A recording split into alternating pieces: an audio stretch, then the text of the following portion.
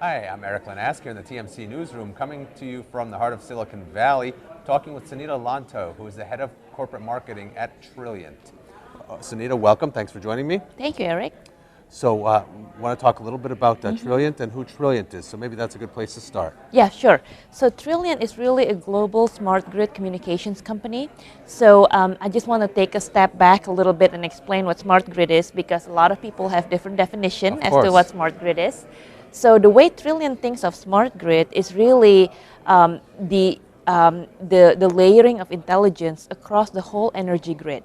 And what we think of the energy grid is really the utility grid, and then into your home, my home, buildings, all the way to distributed energy resources such as electric vehicles, solar panels, and all that. So when Trilliant talks about the smart grid, we're really thinking about this whole energy grid end to end.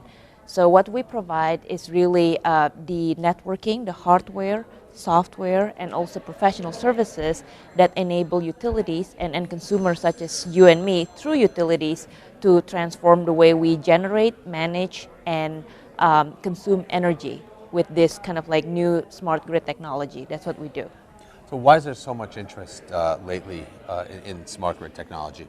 Well, as you probably are aware, our electric infrastructure is really old. It hasn't been upgraded in the last 50, 60 years or so. And traditionally, the way our electrical infrastructure has worked is it's really blind. It's just one way. So basically, it's from a centralized generation. It pushes it generates energy and push it to the ends, which is the demand, where you and I and everyone else sits. But with this smart grid technology, it will enable a two-way communications between the supply and demand. It will balance it, and as a result, there will be more energy efficiency, more operational efficiency. Customers will have more choices as to when they want to use energy and how much they're going to be paying for that.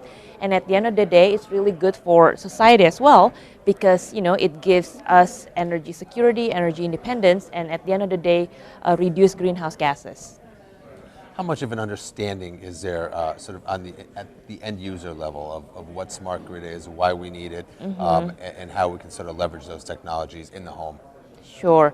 I would say today, I think up to today, there's still like a minimal understanding of what the smart grid is.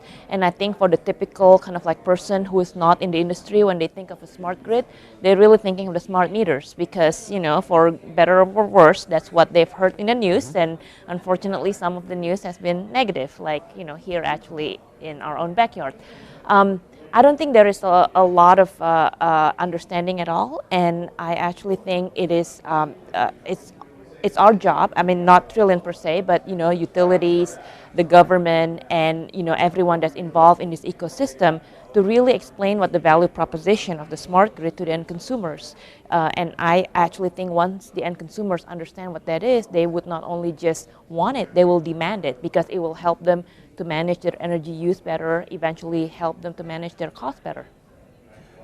So on a global level, let's talk a little bit about smart grid, where it stands and where you expect the expansion to go. Sure. So Trilliant really is a global company, so we do have large utility customers in North America, but also internationally, such as in the United Kingdom. We're actually working with British Gas, who is the largest electric utility there.